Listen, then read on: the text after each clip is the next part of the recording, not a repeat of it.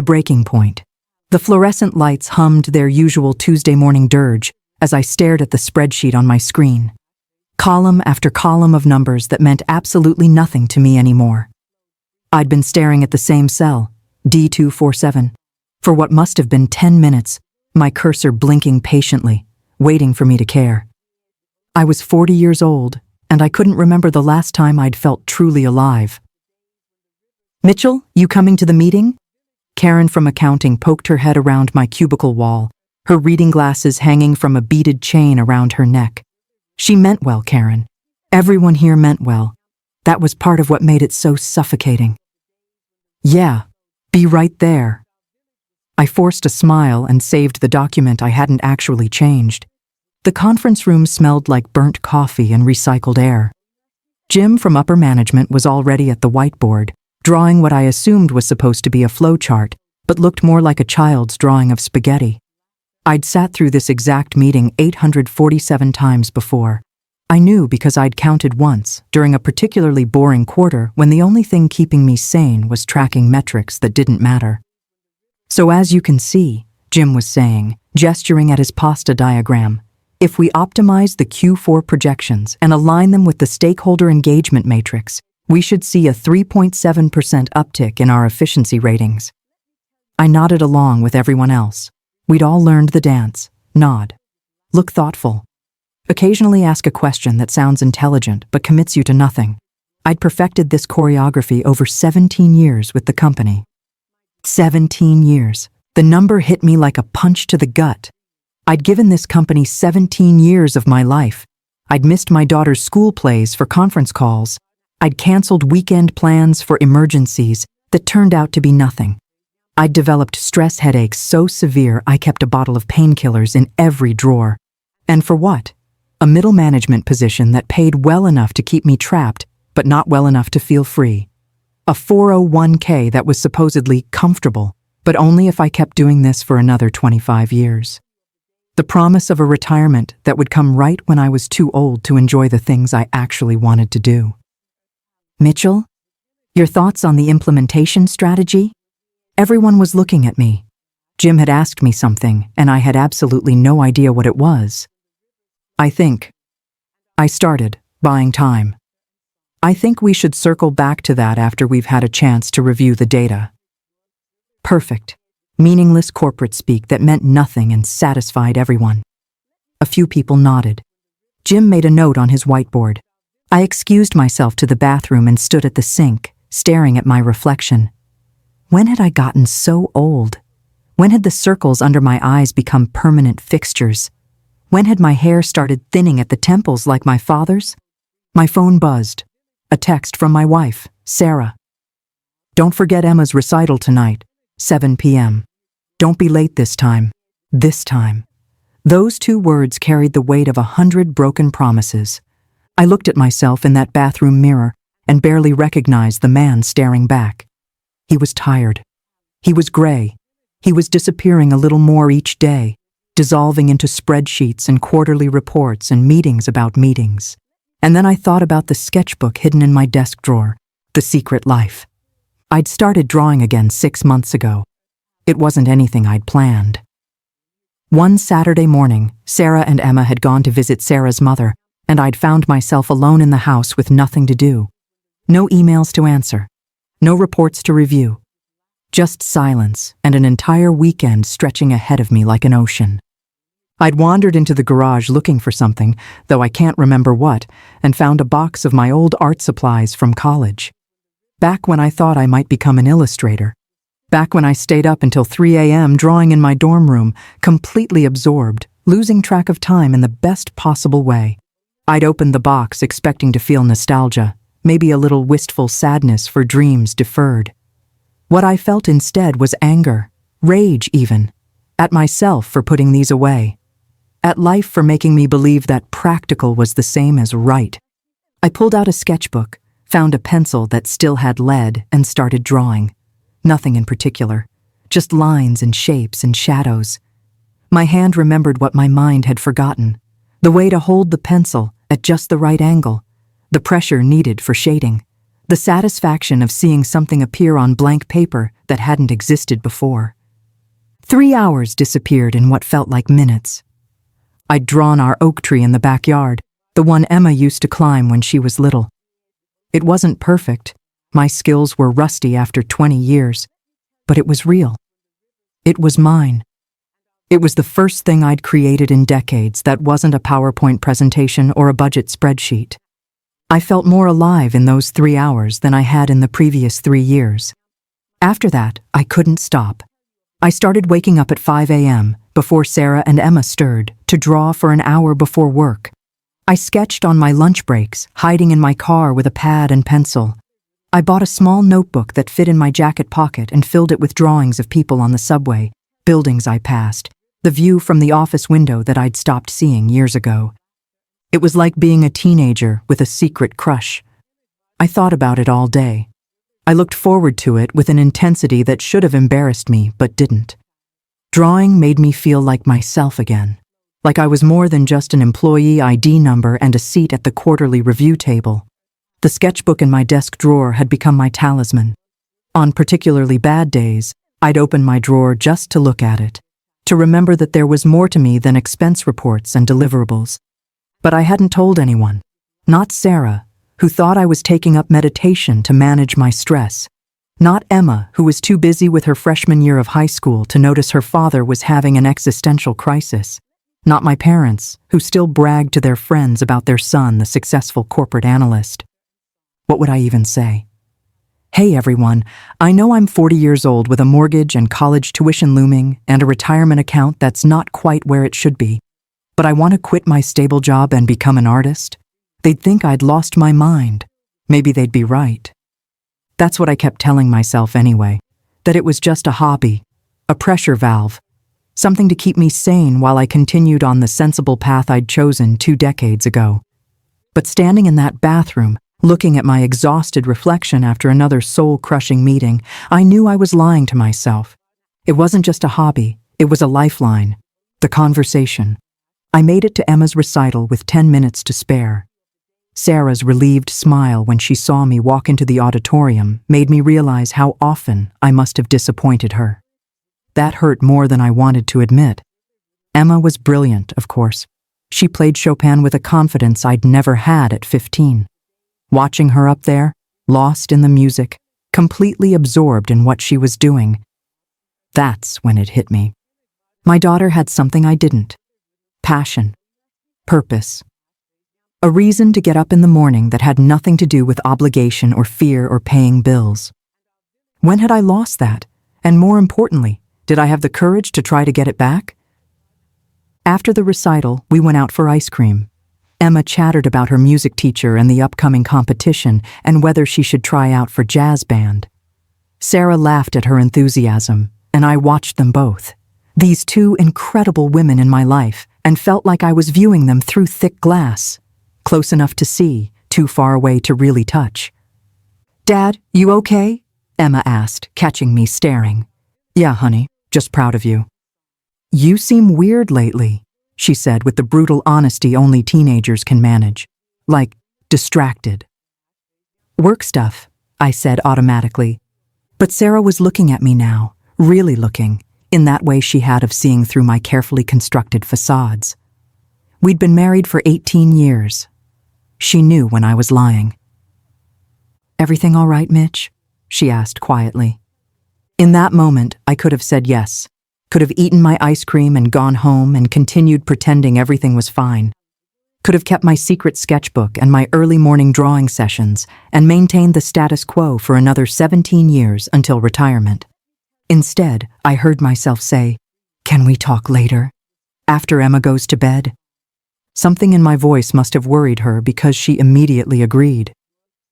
Emma looked between us, sensing the shift in atmosphere, but mercifully didn't ask questions. The hours between ice cream and bedtime felt like days. I helped Emma with her math homework, or tried to. She was already beyond my ability to help. I loaded the dishwasher. I made small talk with Sarah about her day at the hospital where she worked as a nurse. All normal, mundane tasks that suddenly felt precious, as if I was about to blow up our entire comfortable life. Maybe I was. Finally, Emma headed upstairs to bed. Sarah poured us each a glass of wine and curled up on the couch, waiting, patient as always. God, I didn't deserve her. I'm miserable, I said. Not what I'd planned to say, but the truth nonetheless. Sarah didn't look surprised. I know, she said softly. You know? Mitch, you've been sleepwalking through life for years. I've been waiting for you to notice. That stung, but it was fair. Why didn't you say anything? She shrugged. I figured you had to come to it yourself. Nagging you about it wouldn't help. She paused. Is it work? It's everything. It's waking up every day and going to a job I hate to pay for a life I'm not present enough to enjoy. It's realizing I'm 40 years old and can't remember the last time I was excited about anything. I trailed off, unsure how to continue. It's what? She prompted gently. I took a breath. I've been drawing again. Whatever she'd been expecting, it wasn't that. Drawing? Like art? Yeah. I found my old supplies and just started. And Sarah, when I'm drawing, I feel like myself again. Like the person I was supposed to be before I got scared and practical and responsible. You've been drawing in secret? At 5 a.m., during lunch, whenever I can steal a few minutes. I pulled out my phone and showed her photos I'd taken of some of my recent work. Studies of hands, portraits of strangers, still lifes of random objects around our house. She scrolled through them in silence, and with each second that passed, my anxiety grew. She was going to tell me I was being ridiculous, that we had bills to pay and a daughter to put through college, that dreams were for 20-year-olds, not middle-aged men with mortgages. These are beautiful, she said finally. Mitch, I had no idea you could do this. I used to. Before. I wanted to be an illustrator, but it seemed impractical, so I got a business degree instead and told myself I'd keep art as a hobby. Except I didn't. I just stopped. And now you want to start again? This was it. The moment of truth. I want more than that. I want to quit my job and try to make a living from this. There. I'd said it. The crazy, irresponsible, completely insane thing I'd been thinking for months. Sarah was quiet for a long time, still looking at the photos on my phone. Tell me what you're thinking, she finally said. Really thinking. Not the scared version or the practical version. What do you actually want? I'd been preparing for an argument. Her calm acceptance threw me off balance. I want to illustrate children's books. I want to create things that matter, that make kids excited to read. I want to wake up looking forward to my day instead of dreading it. I want Emma to see her father as someone who followed his dreams instead of someone who gave up on them. Okay, Sarah said simply. Okay? That's it? I just told you I want to quit a job that pays $95,000 a year with benefits to become a starving artist, and you say okay? She smiled, that patient smile that had gotten me through grad school and the early years of our marriage and every crisis in between. Mitch, do you know what your life insurance policy is worth? The question seemed to come out of nowhere. What? Your life insurance, the one through work. It's worth about $400,000. Do you know how often I think about that number? How often I've caught myself thinking that I'd rather have my husband back, the real version, the one I married, than a comfortable payout when you die from a stress-induced heart attack at 55? The words hit me like a slap. Sarah. I'm not saying I want you to die, she interrupted. I'm saying I want you to live. Really live. You've been dying slowly for years, and I've watched it happen, and I've hated every minute of it. So yes, okay. If you want to try this, we'll figure it out. I felt my eyes stinging. We have Emma's college to think about. The mortgage, your student loans. It's not just about me. Emma has a college fund. We have savings. I make decent money at the hospital, and I can pick up extra shifts if needed. She took my hand. We won't starve, Mitch. We might have to tighten our belts, skip some vacations, drive our cars into the ground. But we'll be okay. What if I fail? What if I'm not good enough? I'm 40 years old, starting a career most people start in their 20s. I'm probably insane to even think about this. Maybe, she agreed. But you're definitely insane to keep doing what you're doing. At least this way, you'll be insane and happy. I laughed despite myself, a sound somewhere between a sob and genuine amusement. When did you become so wise?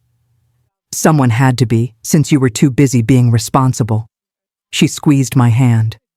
Look, I'm not saying quit tomorrow. Make a plan, build up your portfolio.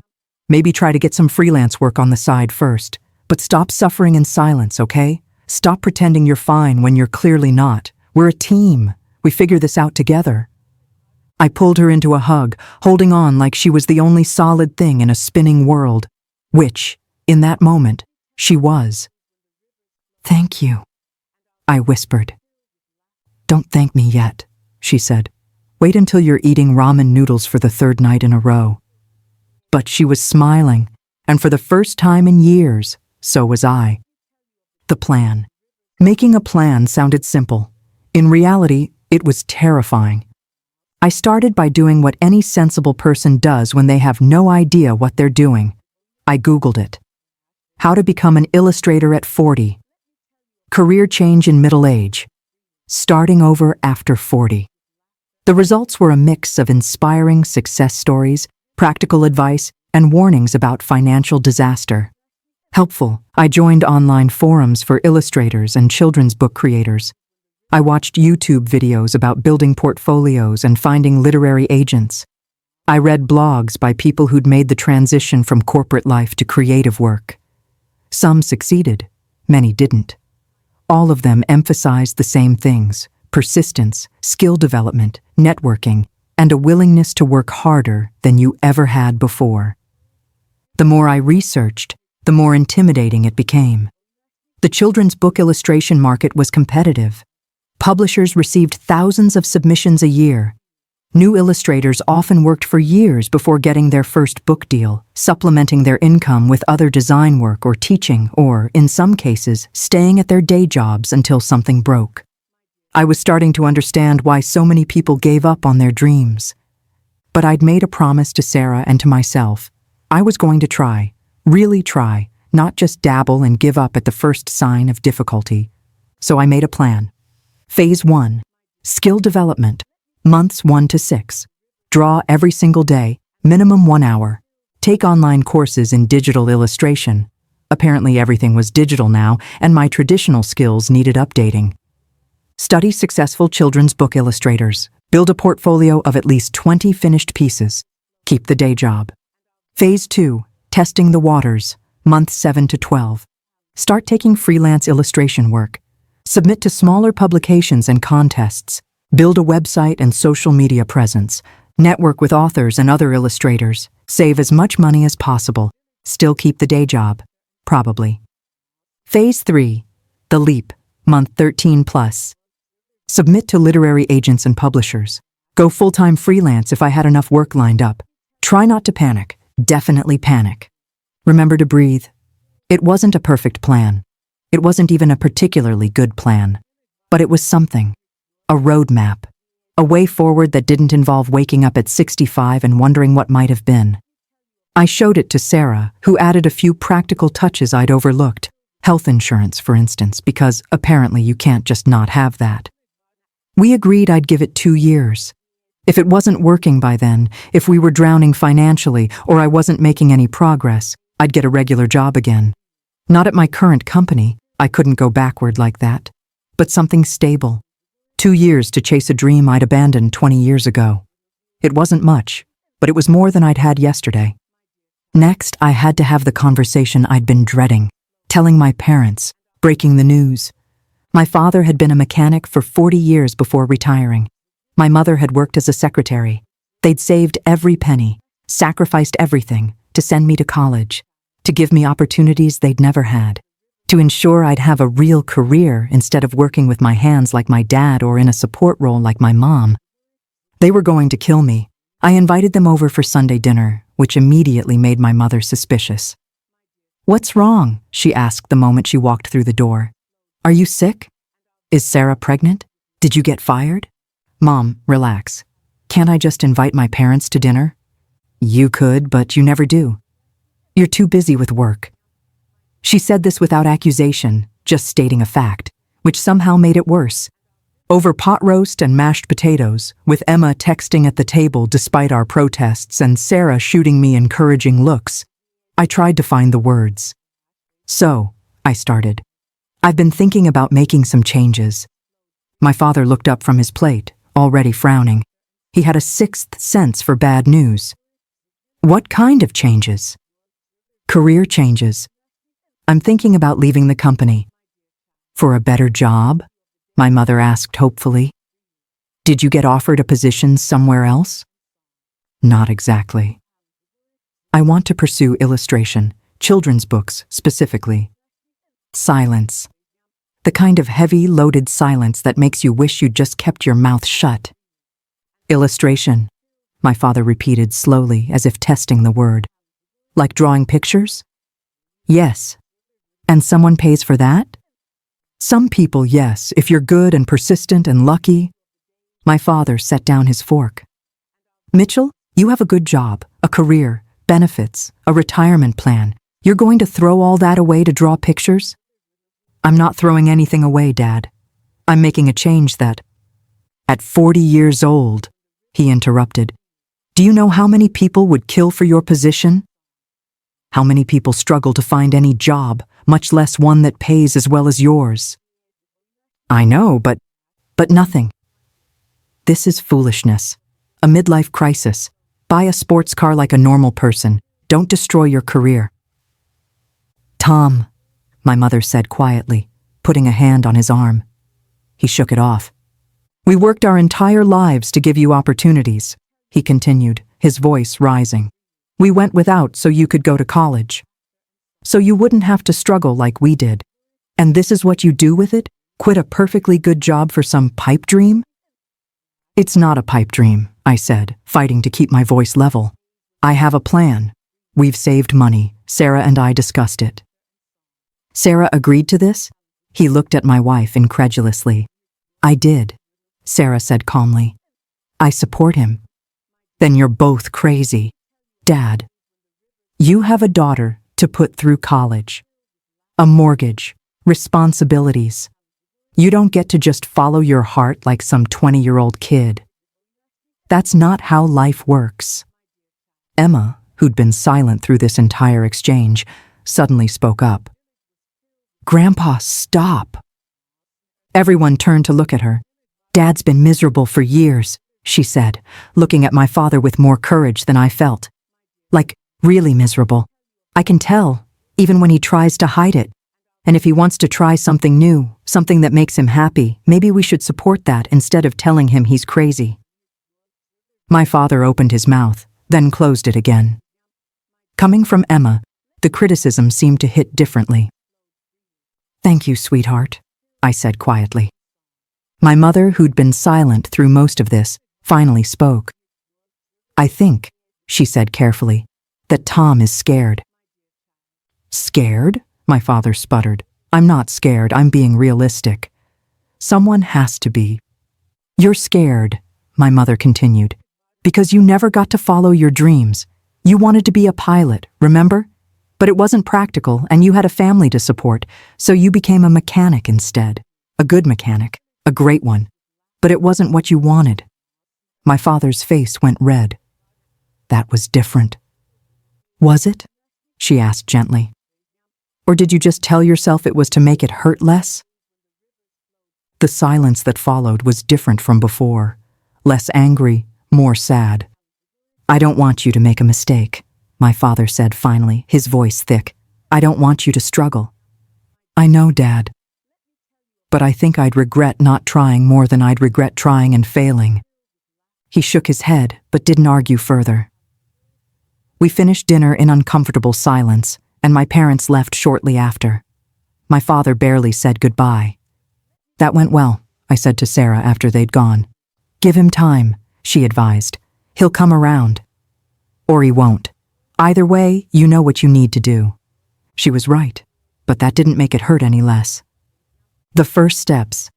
I gave my notice 2 weeks later. It was anticlimactic, really. I'd expected more pushback, more attempts to get me to stay. Instead, my boss looked almost relieved. "I can't say I'm surprised," he said. "You've seemed checked out for a while. Can I ask where you're going?" "Freelance illustration," I said, waiting for the judgment. He surprised me. "Good for you. I always wanted to be a musician, never had the guts to try." Apparently the world was full of people with abandoned dreams. My last day at the office was strange. Karen from accounting gave me a card signed by everyone. Jim from upper management shook my hand and told me I was brave. A few people asked what I'd be doing, and when I told them, I got a mix of reactions: confusion, envy, concern, and from one guy in IT, genuine excitement. He'd been teaching himself animation on the side, he told me. Maybe he'd make the leap too someday. I packed up my cubicle, 17 years of work life fit into 2 cardboard boxes, and walked out of the building for the last time. I expected to feel fear or regret. Instead, I felt light, like I'd been wearing a heavy backpack for years and finally put it down. The next morning, I woke up without an alarm for the first time in 2 decades.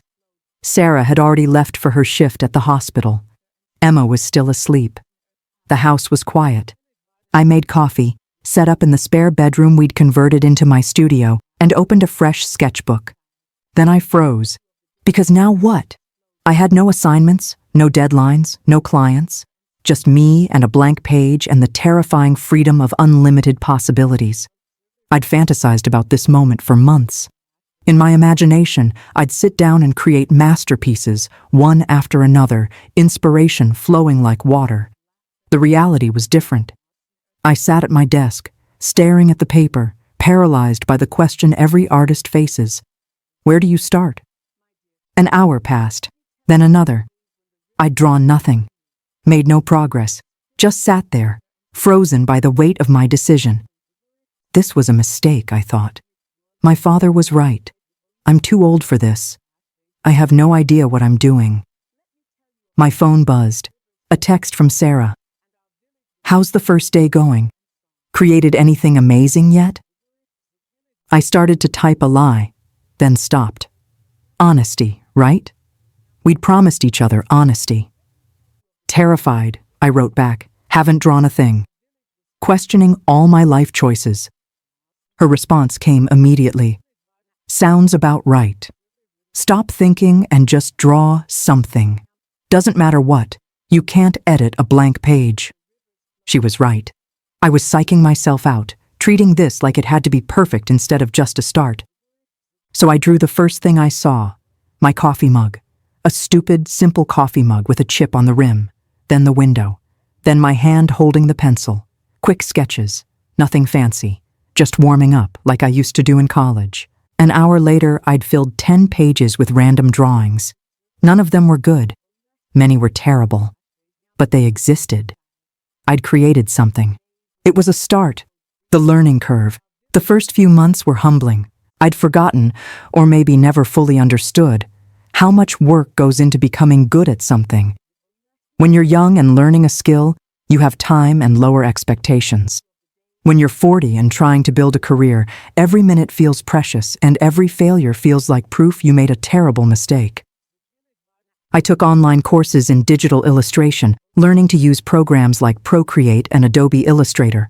My first attempts looked like a child had been given a tablet and told to draw whatever came to mind. The disconnect between what I could see in my mind and what appeared on the screen was maddening. "Why does this look so bad?" I'd groaned to Sarah, showing her my latest attempt. "Because you're learning," she'd say patiently. "Remember when Emma was learning piano?" She sounded terrible at first. Emma was 8, I'm 40. So? Learning is learning. Be patient with yourself. Patience. Not exactly my strong suit. I'd spent my corporate career in an environment where competence was expected immediately. You didn't get to practice at project management or budget analysis. You either did it right or you got replaced by someone who could. Art was different. Art required failure. Required trying and sucking and trying again. Required showing your work to others even when you knew it wasn't good yet, because that's how you improved. I joined an online critique group for children's book illustrators. Every week we'd share our work and give each other feedback. It was terrifying at first, putting my drawings out there for strangers to judge, but it was also invaluable. "Your composition is strong," a woman named Julia commented on one of my pieces, "but you're being too timid with your colors. Children's books need bold, vibrant colors. Don't be afraid to push it." Another member, Marcus, pointed out that my characters all had the same facial structure. "You need to practice more variety. Study different face shapes, ages, expressions. Make each character distinct." Every critique stung a little, but everyone also made me better. I started doing daily studies, 20 different faces, 50 different poses, 100 different ways to draw trees or houses or animals. My sketchbooks filled up. My skills slowly, incrementally improved. 3 months in, I got my first rejection. I'd spent weeks working on a submission to a small publishing house that accepted unsolicited illustrations. I'd polished it until I thought it was perfect, included my best work, written a careful cover letter explaining my background and passion for children's literature. The rejection was a form letter. "Thank you for your submission. Unfortunately, it does not meet our needs at this time. We wish you the best in your future endeavors." It shouldn't have hurt as much as it did. I knew the odds. I knew most submissions got rejected. I knew it was part of the process. I deleted the email and closed my laptop and sat at my desk, feeling every one of my 40 years. Maybe my father was right. Maybe this was a midlife crisis. Maybe I should call my old company and see if they'd take me back. Emma found me there an hour later. "Mom said you got rejected." News travels fast. She sat on the floor next to my chair. "Ms. Harrison, my piano teacher, she told me she auditioned for Juilliard 3 times before they accepted her. 3 times. Can you imagine? That's different. She was young. So? Rejection is rejection. It sucks at any age." She picked at the carpet. "I didn't want to tell you this because I felt stupid, but I tried out for the school musical last month. I didn't get a part. Didn't even get into the chorus." I looked at her surprised. "You didn't tell us." "Because I felt like a failure. Like maybe I'm not as good as I thought I was." She shrugged. But Ms. Harrison said something that helped. She said every rejection is just practice for the next yes. You just have to keep trying until you find the right yes. "When did you get so wise?" I asked, echoing what I'd said to Sarah months before. "Someone had to be," she replied with a slight smile, "since you were too busy being scared."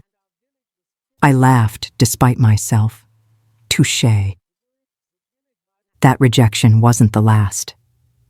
Over the next few months, I collected them like trading cards, form letters mostly, though occasionally I'd get a personalized response explaining why my style wasn't quite right for them or suggesting I keep developing my skills. But I also started getting work. Small projects at first. A local business needed an illustrated menu. A friend of Sarah's was self-publishing a children's book and needed illustrations. She paid me almost nothing, but it was a real project with a real deadline. A school district wanted posters for their literacy campaign. None of it was glamorous. None of it was what I'd dreamed about. But it was work. Real work. And with each project, I got a little bit better, a little bit faster, a little bit closer to the illustrator I wanted to become. The breakthrough. Month 9, I got a call from an author named Rebecca Chen. She'd found my website, which I'd built using a YouTube tutorial and sheer determination, and liked my style. She'd written a children's book about a girl who befriends a dragon, and her publisher liked it. But they wanted her to find her own illustrator, rather than using one of their in-house artists. "I've looked at dozens of portfolios," Rebecca said over the phone, "and yours was the only one that felt right. Your style has this warmth to it, this sense of wonder. That's what I need for this book." My heart was racing. "I'm interested. Very interested. What's the timeline?" "They need it in 4 months, 24 full-page illustrations plus the cover. I know that's tight. The pay is..." She named a figure that was less than I'd made in a month at my old job, but more than I'd earned in the past 6 months of freelancing. I know it's not much for 4 months of work, but it's a real publisher, not self-publishing. It could lead to more. I wanted to say yes immediately, shout it from the rooftops. But Sarah's voice echoed in my head. Be smart about this. Don't let excitement make you say yes to something that will destroy you. Can I see the manuscript? I asked. I want to make sure I can do it justice. She sent it over within the hour. I read it twice. It was beautiful. A story about friendship and courage and accepting differences. The kind of book I wished I'd had as a kid. I could see the illustrations in my head. The dragon, green and gentle, with scales that caught the light. The girl, brave and curious, with wild curly hair. The meadow where they'd meet. The cave where the dragon lived. The village that learned not to fear the dragon but to embrace him. I want to do this, I told Sarah that night. It's going to be hard. I'll be working constantly for 4 months. But this is exactly the kind of project I dreamed about. Then do it, she said simply. We'll manage. I called Rebecca back the next morning and accepted.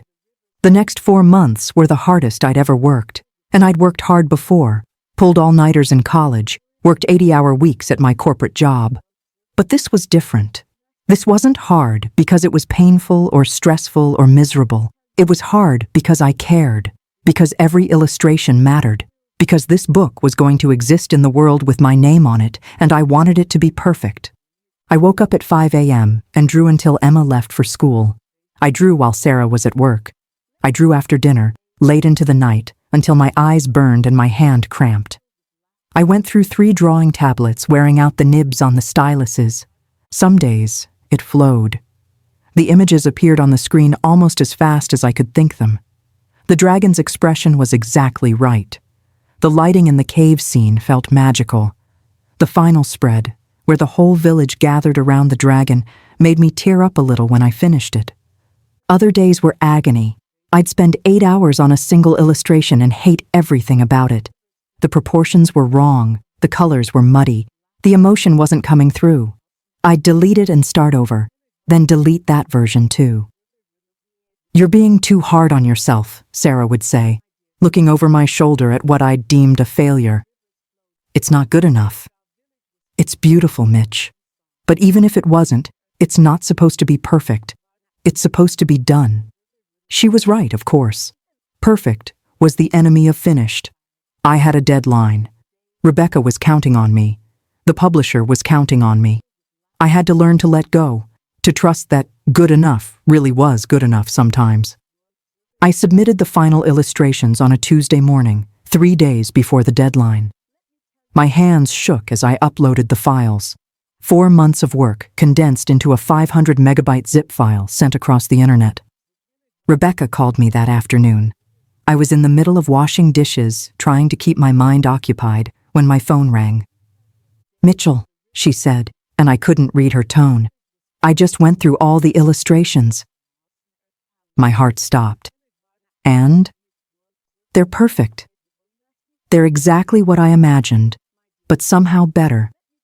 You captured something I couldn't quite put into words in the manuscript, and you made it visual. The publisher is going to love these. I had to sit down. Actually, sit down on the kitchen floor, my back against the cabinets, trying to process her words. Really? Was all I could manage. Really? You're incredibly talented, Mitchell. Thank you for bringing my story to life. After we hung up, I sat on that floor for a long time, just breathing. I'd done it. Actually done it. Created something real and good and meaningful. At 40 years old, I'd illustrated my first children's book. When Sarah got home from work, she found me exactly where Emma had left me after school. Still on the kitchen floor, now with a glass of wine, grinning like an idiot. Rebecca loved them, I said. Sarah slid down the cabinet to sit next to me. Of course she did. I could have told you that. I thought I was too old for this. Too late. You thought wrong. She clinked her water bottle against my wine glass. Congratulations, illustrator. How does it feel? Terrifying, exhilarating. Right, it feels right. The ripple effects. The book, The Dragon in the Meadow came out 6 months later. I held the physical copy in my hands and actually cried. There was my name on the cover, illustrated by Mitchell Harrison. My work, in a real book that would sit on real shelves in real bookstores. Emma was more excited than I was. She took it to school to show her friends. She made me sign a copy for her English teacher. She posted photos on her Instagram with captions like, "My dad's a real artist now." That made me both proud and slightly embarrassed. Sarah bought 10 copies and gave them to everyone she knew with young children. My mother bought 20 and sent them to relatives I hadn't heard from in years. Even my father, who'd barely spoken to me since I quit my job, sent a text. "Proud of you, son." 3 words, but they meant everything. The book didn't become a bestseller. It didn't win any major awards, but it sold steadily, got good reviews, and more importantly, it led to more work. Rebecca recommended me to other authors. The publisher asked if I'd be interested in illustrating another book for them. People started finding my website through the book credits. A year after quitting my corporate job, I was making about 60% of my old salary. We'd tightened our budget significantly. No more eating out 3 times a week, no expensive vacations, no impulse purchases. Sarah picked up extra shifts when she could. Emma got a part-time job at the local library. We weren't struggling exactly, but we weren't comfortable either. Some months were tight. There were nights I lay awake worrying about money, about Emma's college fund, about what would happen if the work dried up. But I was happy. Genuinely, deeply happy in a way I hadn't been in years. I woke up looking forward to my day. I loved my work, even on the hard days when nothing looked right and I wanted to throw my tablet out the window. I had time to go to Emma's school events, to have lunch with Sarah on her days off, to sit in the backyard and draw trees just because I felt like it. "Do you regret it?" Sarah asked me one night, about 18 months after I'd left my job. Giving up the security? I thought about it, really thought about it, because she deserved an honest answer. "Sometimes," I admitted. "When money's tight, or when I get a rejection, or when I think about how much more we'd have saved by now if I'd stayed. But no, not really, because I'd rather be broke and happy than comfortable and miserable." "We're not broke," she pointed out. "You know what I mean. I'd rather struggle doing something I love than coast doing something I hate. Life's too short for that." She kissed my forehead. Good answer. Not everyone understood, of course. At a high school reunion that year, I faced the inevitable questions. "So what are you doing now?" When I said I was illustrating children's books, I got a range of reactions. Some people were genuinely interested, others were politely confused. A few were obviously judging me, their expressions saying, "You gave up a real career for that?" My old college roommate, Brad, was the worst. He'd become a corporate lawyer, made partner at 35, drove a Tesla, and wore a watch that cost more than my first car. "Children's books," he said, like I'd told him I was becoming a professional juggler. "That's different. Must be nice to not have to worry about money." The implication was clear.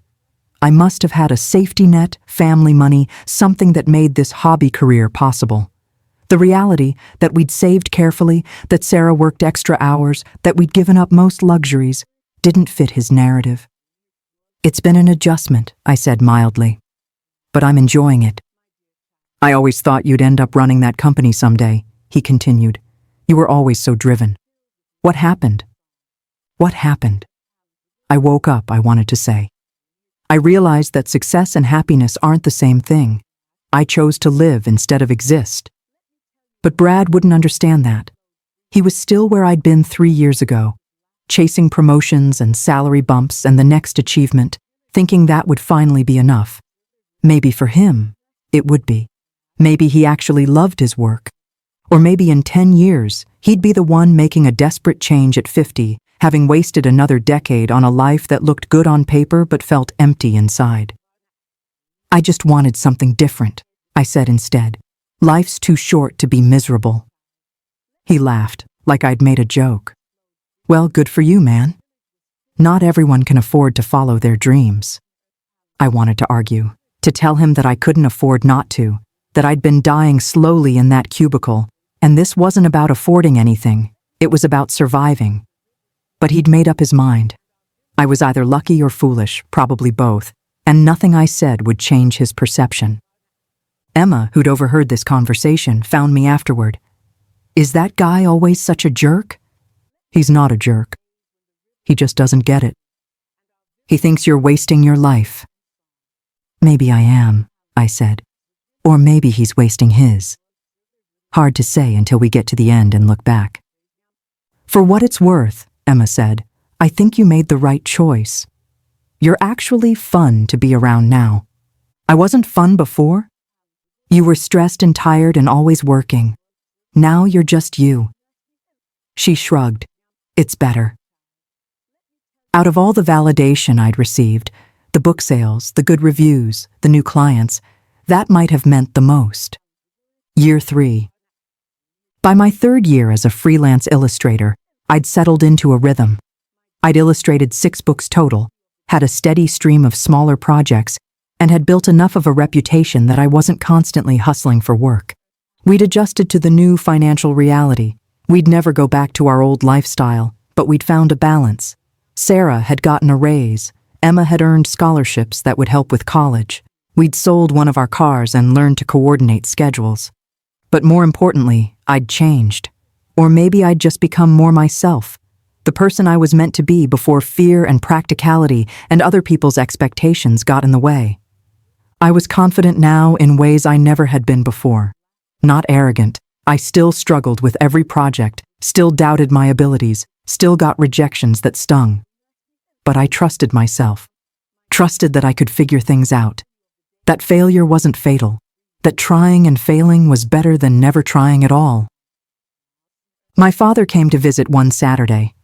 We'd repaired our relationship slowly, carefully, over the past few years. He still didn't fully understand my choice, but he'd stopped arguing about it. I showed him my studio, the spare bedroom filled with drawing tablets and sketchbooks and prints of my published work. He looked at everything in silence, taking it in. "You know," he said finally, "I told your mother you were crazy. That you'd be back in an office within a year, tail between your legs." "I know. I was wrong." He picked up a print of my favorite illustration from the dragon in the meadow, the final spread where the whole village gathered around the dragon. "This is real work, important work. Just because it's not what I would have chosen doesn't mean it's not valuable."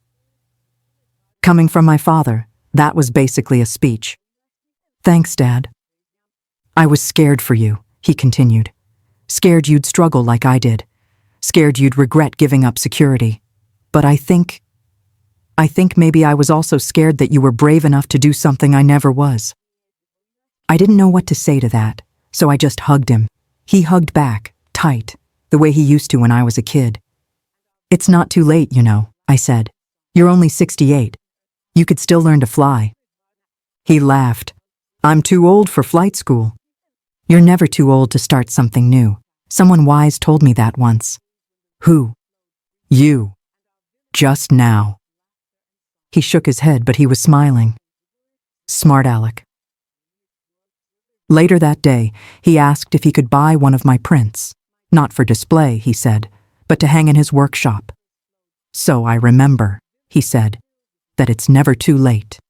The doubt monster. But life isn't a fairy tale. It wasn't all triumph and vindication and emotional breakthroughs with my father. Year 4 started rough. 2 projects fell through. A publisher I'd been working with went under. An author who'd commissioned illustrations decided to go with someone cheaper. By March, I'd made less than $5,000, and my savings were dwindling.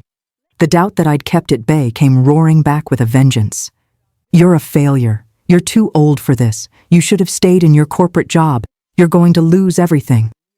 I tried to hide it from Sarah, but she knew. Of course she knew. "Talk to me," she said one night, finding me staring at our bank balance for the 100th time. "We're not going to make it," I said. "I'm not bringing in enough. We're going to have to dip into Emma's college fund, and it'll be my fault because I had to follow my stupid dreams. First of all, we're nowhere near having to touch Emma's college fund. Second, your dreams aren't stupid. Third, You're spiraling. I'm being realistic. You're catastrophizing. You've had slow months before. You've always bounced back. What if I don't this time? What if I'm not good enough? What if this whole thing was a mistake? She was quiet for a moment. Do you want to go back? Get a regular job again? Did I? The thought of going back to an office, to spreadsheets and meetings and fluorescent lights, made my stomach churn. But so did the thought of failing, of dragging my family down with me. I don't know, I admitted. Well, until you do know, we're going to keep doing what we're doing. Because here's the thing, Mitch, even if you went back to a regular job tomorrow, you'd still have this. Your skills, your portfolio, your published books. Nobody can take that away from you. You did something scary and hard, and you succeeded. Maybe not in the way you originally imagined, but you succeeded. That matters. Even if we end up broke, we're not going to end up broke. Worst case scenario, you go back to corporate work and keep illustrating on the side until it builds back up. But I don't think it'll come to that. You're just in a rough patch. She was right. By May, new projects started coming in. An author I'd worked with before recommended me for a series. 3 books with a major publisher. A magazine wanted me to do regular illustrations for their children's section. A school district wanted me to run illustration workshops for their art students. By summer, I was busier than I'd been in months. The doubt monster retreated to whatever cave it lived in, waiting for the next slow period to emerge. But I learned something important from that rough patch. Fear doesn't go away. Doubt doesn't vanish just because you've had some success. The voice telling you you're not good enough, too old, wasting your time, it never fully disappears. You just get better at not listening to it. Teaching others. The workshop request from the school district led to something unexpected. I discovered I loved teaching. The first workshop was intimidating. 20 middle school students, all various levels of interested, some genuinely excited about art, others clearly there because their parents made them. I'd prepared a lesson on character design, brought examples from my books, had activities planned. It could have been a disaster. Instead, it was incredible. Watching these kids, some of whom started the day saying they couldn't draw, create characters by the end of the session filled me with a joy I hadn't anticipated. A quiet girl in the back who barely spoke drew the most amazing dragon I'd seen outside of professional work. A kid who'd spent the first half hour goofing off with his friends suddenly got serious when I showed him how to add depth with shading. "This is cool," he said, studying his drawing. "I didn't know I could do this." "You always could," I told him. "You just needed someone to show you how." After that first workshop, I started saying yes to more teaching opportunities. Library workshops, community center classes, online tutorials. I even started a YouTube channel showing my process, expecting maybe a few hundred subscribers. Within 6 months, I had 50,000. People wanted to learn. Not just kids, but adults too. People who'd given up on art years ago, who thought they'd missed their chance, who believed the lie that creativity was only for the young or the naturally talented. I started getting emails that made me cry. Messages from people in their 30s, 40s, 50s, even 70s, saying that my videos inspired them to pick up a pencil again, that they'd thought it was too late, but if I could start over at 40, maybe they could too. One email in particular stuck with me. It was from a woman named Patricia, 62 years old, recently retired from nursing. "I always wanted to paint," she wrote, "but there was always something more important. School, then work, then marriage, then kids, then grandkids. Always something.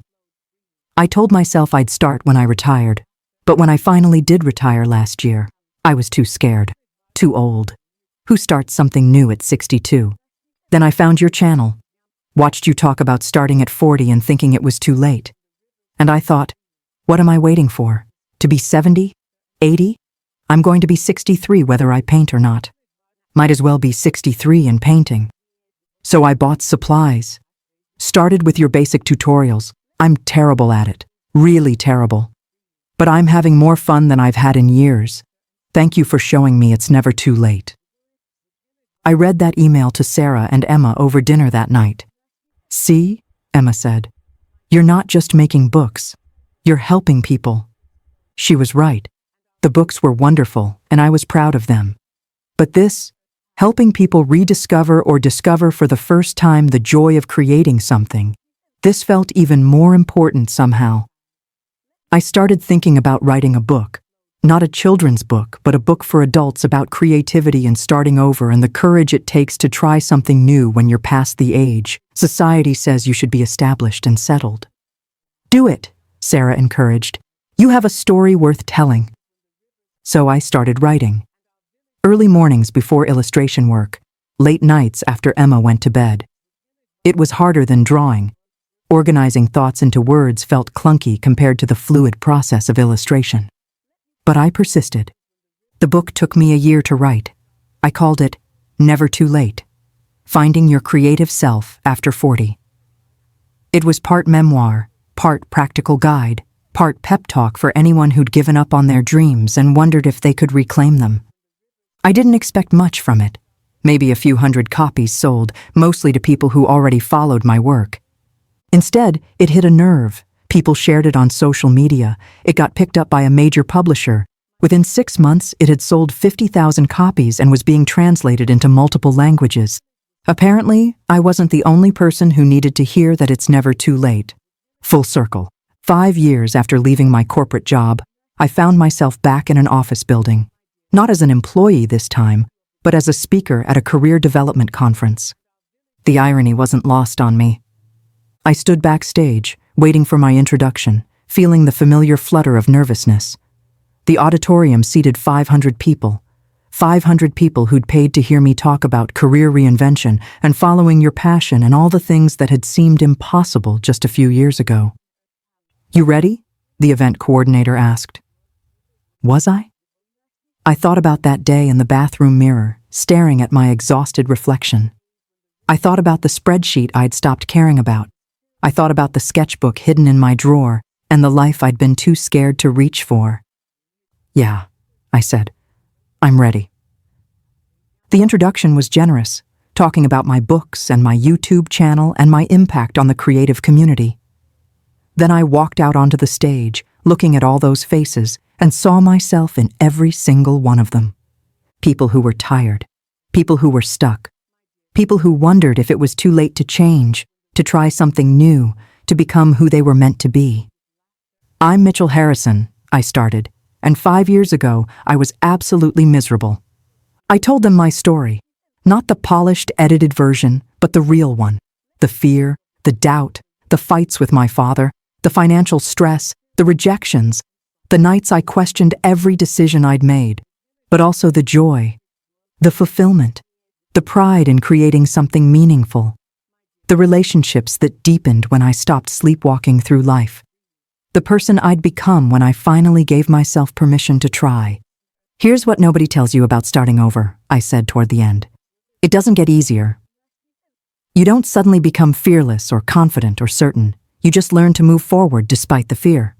You learn that failure isn't fatal and that trying is better than wondering. You learn that too late is almost never true. It's just a story we tell ourselves to justify staying safe. After the talk, the line of people wanting to speak with me stretched down the hallway. Person after person told me their stories.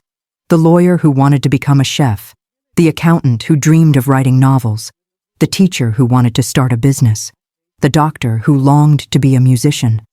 All of them stuck, all of them scared, all of them convinced it was too late. To each one I said the same thing. It's not too late. It's scary and hard and you might fail, but you might succeed. And either way, you'll be living your life instead of letting it live you. One man, probably in his early 50s, waited until nearly everyone else had gone. I've been in the same job for 28 years, he said. I make good money, I have benefits, I'm miserable every single day. But I'm 53 years old. Surely it's too late for me. I thought about my father, who'd given up his dream of flying because it wasn't practical, who'd spent 40 years fixing other people's cars instead of soaring through the sky, who'd finally told me at 68 that he regretted not being brave enough to try. You're 53, I said. Let's say you live to 90. That's 37 more years. Do you really want to spend all 37 years wishing you'd had the courage to change when you were 53? He stood there for a long moment, processing that. When you put it that way, look, I can't tell you what to do. Maybe your situation is different. Maybe the risk is too great. But I can tell you that I was 40 when I started over. And these past 5 years, even the hard parts, have been the best of my life. Not because everything worked out perfectly, but because I'm finally living on my own terms. He thanked me and left, and I never found out what he decided. But I hoped he found the courage to try. To take that first terrifying step toward the life he actually wanted instead of the life he'd settled for. Present day. It's been 7 years now since I walked out of that office for the last time. 7 years since I traded the 9-to-5 for something I loved. I'm 47 years old. I've illustrated 14 children's books. My YouTube channel has over 200,000 subscribers. My book on reinvention is in its 3rd printing. I teach workshops regularly and speak at conferences around the country. I make about the same amount of money I made in my corporate job, though some years are better than others. The difference is that now, when I wake up in the morning, I'm excited about my day. Even the hard days, even the frustrating days, even the days when nothing works and I want to quit. They're my days, lived on my terms. Emma is in college now, studying music education. She wants to be a high school music teacher, and I couldn't be prouder. She's choosing a life of meaning over a life of money, and I like to think I had something to do with that. Sarah still picks up extra shifts sometimes, but not because we need the money as desperately as we used to. Because she wants to. Because she loves her work and finds meaning in it. We found a balance that works for us. My father took flying lessons last year. At 69, he got his private pilot's license. He called me after his first solo flight, and I could hear the joy in his voice. I did it, he said. I actually did it. Better late than never, right? Never too late, I corrected. Not everything is perfect. I still have moments of doubt. I still get rejections that sting. I still worry about money sometimes. I still wonder what would have happened if I'd stayed in my corporate job, built up a bigger retirement account, taken the safe path. But those moments pass, because I know, deep in my bones, that I made the right choice. Not the easy choice, not the safe choice, but the right choice for me.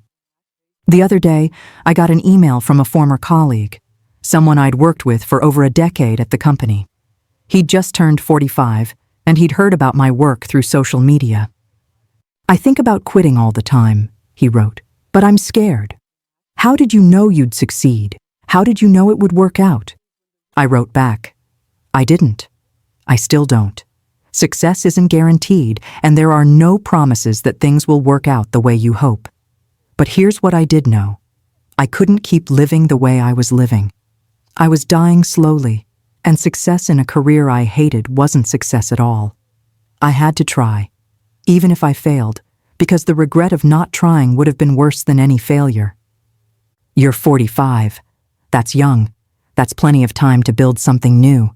But even if you were 65 or 75, my answer would be the same.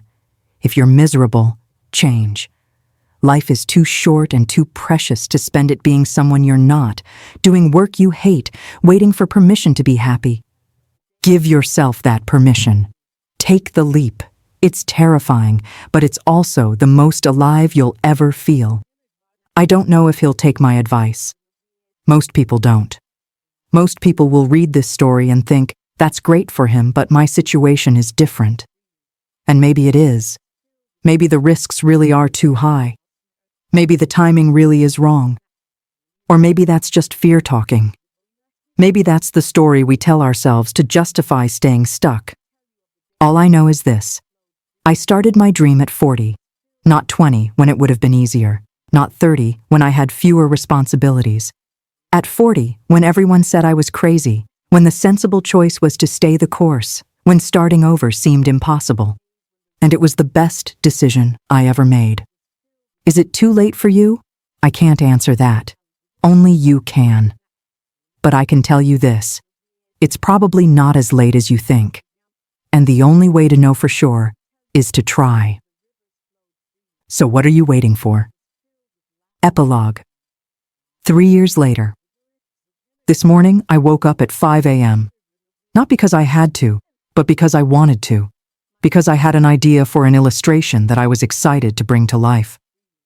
I made coffee in the quiet house and went to my studio. The room has changed over the years.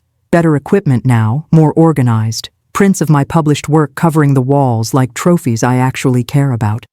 I opened my sketchbook. I still prefer starting with paper, even though everything ends up digital eventually, and started drawing. A dragon, this time. Not for any particular project, just for the joy of it.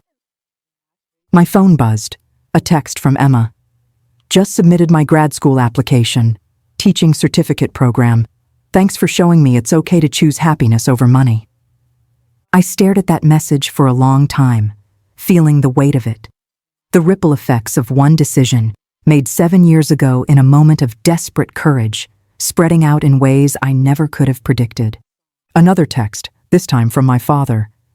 Taking your mother up in the plane this weekend. Wanna come? We could buzz your house, really annoy the neighbors. I laughed out loud, imagining my 71-year-old father doing flyovers of the suburbs. Who would have thought? Sarah appeared in the doorway, already dressed for her shift.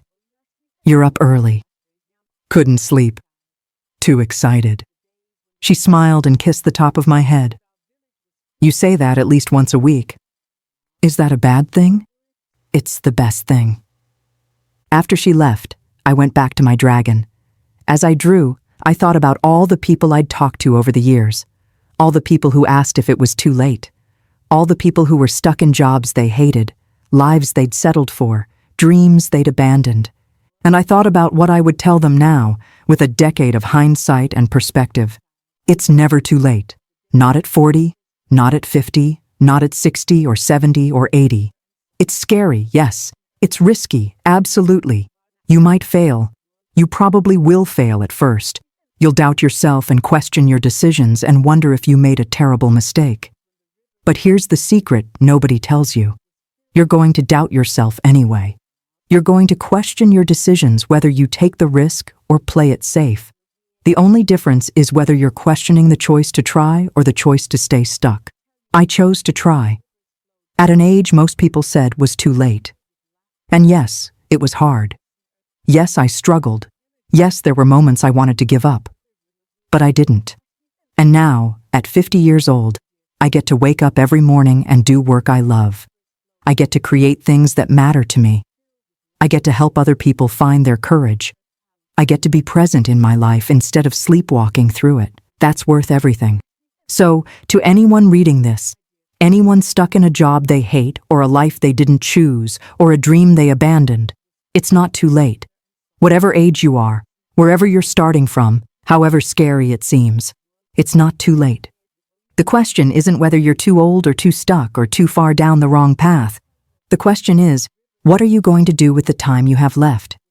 I hope you choose to live it, really truly live it. Because you deserve that. We all do. And it's never, ever too late to start. The end.